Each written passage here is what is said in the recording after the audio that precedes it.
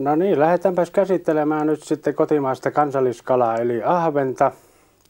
Ja tässä meillä on sitten 3 eri työtapaa, millä me käsittelemme tätä.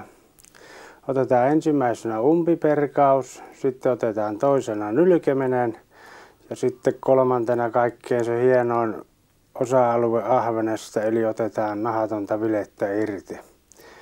Ja ahveniahan niin kuin nyt tässä näkee, niin ei tarvitse vileointia varten perata. Ja tämä umpiperkuumenetelmä tarkoittaa käytännössä sitä, että ahven pysyy siellä meidän savuuunissakin sitten mehevänä, kun me ei tarvita aukaista tuota vatsaa ollenkaan, vaan otetaan tuolta kiduskaulan aukon kautta suolet pois.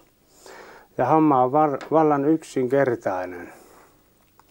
Lähdetään tekemään tuosta ensimmäistä pientä työliikettä. Näinkin isosta ahvenesta on kysymys, niin otetaan pikkusen tuota peräreiän etupuolelta mahaa auki, katkaistaan peräsuoli täältä saksilla.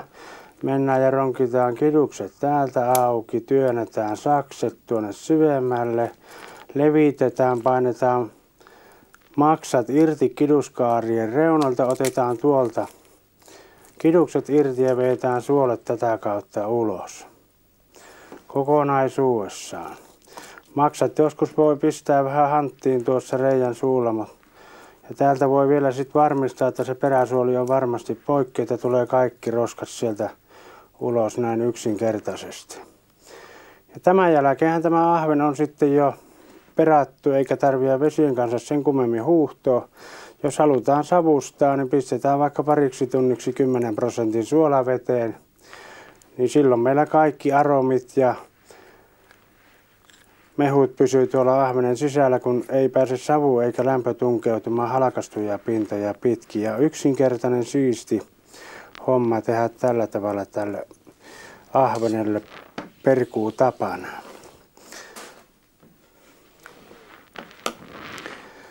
Toinen, mikä on sitten vähän tämmöiselle pienemmille ahvenille, niin voidaan tehdä tämmöinen nylkyhomma.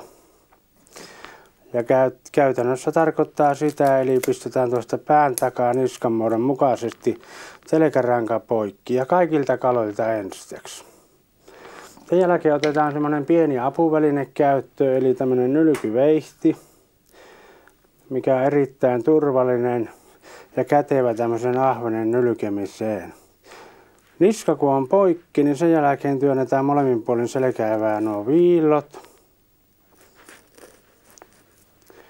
Molemmilta puolilta mahdollisimman läheltä, mitä lähempää me saadaan vietyä nuo viillot tuonne läpi, niin sen vähemmän jää sitten lihaa tuohon selkäruotoon siinä vaiheessa, kun se otetaan sitten irti. Ja vasemmalta puolen tartutaan tällä tartuntapinnalla kiinni tuosta. Painetaan peukalolla vastaan tuonne lihoon ja vedetään noin puoleen väliin. Jätetään sitten saman tien tämä nahka seuraavaa työvaihetta varten jo tuonne taakse. Otetaan oikealta puolelta ja pudotetaan pää alas, niin suolet menee sen pään mukana alakertaan.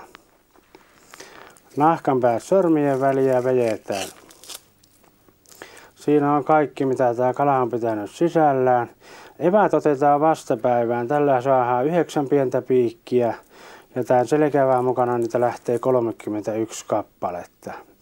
Eli yhteensä 40 lähes koskenkorvaprosentin verran. Ja ahven on aina heti käyttövalmis ilman vesihuuhtomisia. Ilmarakon sisäpuolella ei ole mitään muuta kuin erittäin pienet munuaisveret, mitä ei kannata hammasharjojen kanssa lähteä poistamaan.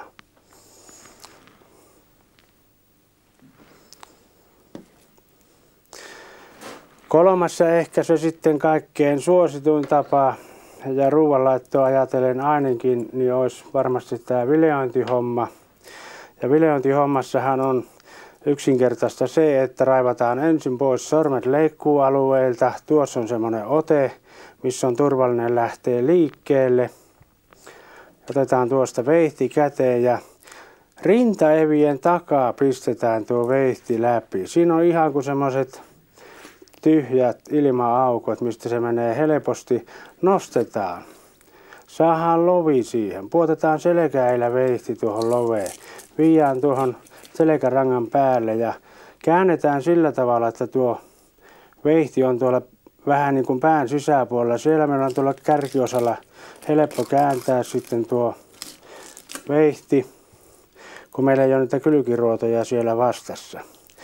Ja ahvenhan on tähän aikaan jo erittäin mätinen, kun nyt syksystä puhutaan, tai lähes talvesta, niin mäditkin kannattaa käyttää sitten hyödyksi.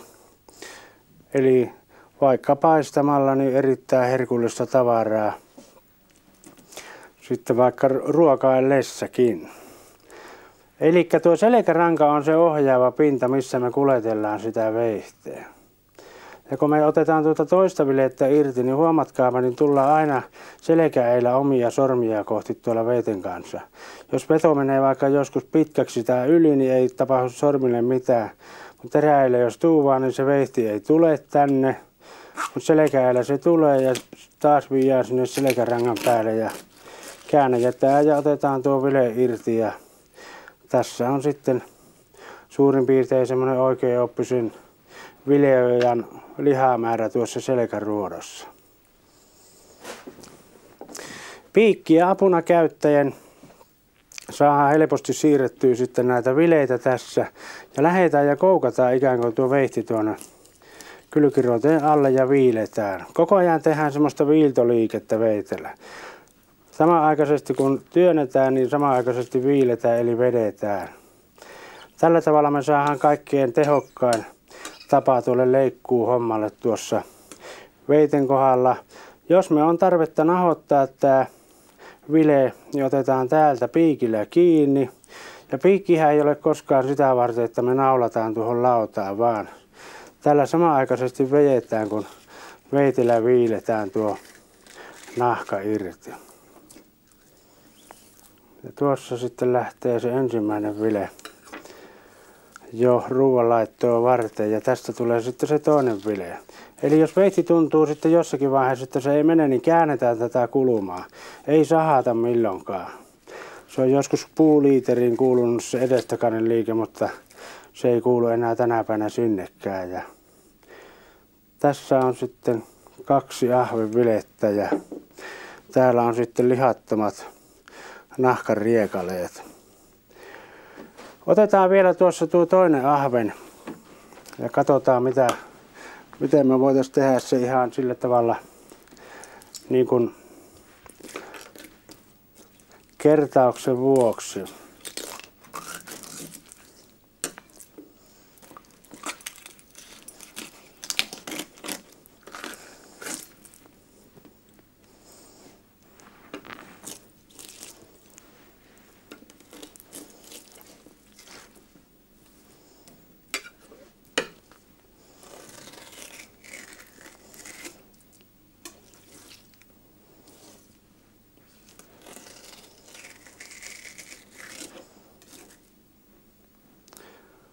No, siinä meillä nyt on ahvenvileitä jo yhden miehen nälkään asti tehty ja miten helposti me pääsemme sitten nauttimaan siitä ruuasta, mistä olemme aina unta nähnyt, lähes ruodottomista ahvenvileistä. Ahvenvileistähän löytyy vielä ruotoja tuosta keskisaumasta, mutta en lähde niitä ottamaan pois, kun ne saa mieluummin otettua sitten kypsänä, kun murtaa tuosta kohti auki, niin ne on aina tällä selkälihan puolella kiinni ja vetää se veiten kärjellä yhteen ja ottaa sitten nätisti nipussa pois. Tällä tavalla me saatiin nyt ahvenesta monenlaista eri ruokaherkkua laitettua vähällä vaivalla ja siististi turvallisesti.